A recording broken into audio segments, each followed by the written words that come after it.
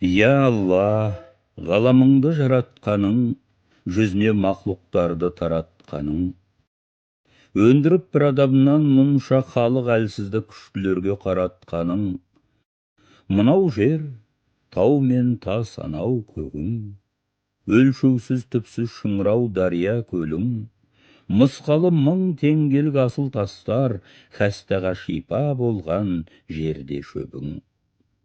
Тамаша көз жеткісіз тоғайларың, жараттың бір секундта оңай бәрін, шадлық пен дүниеңнен орын алып, көкте құс, суда балық, тоғайдаңың. Бұлардың бірі күшті, біреу әлсіз, күні жоқ бағысының өтер зарсыз. Көбіне азу тұяқ тырнақ сыйлап қалдырдың тағы көбін, бір қарусыз.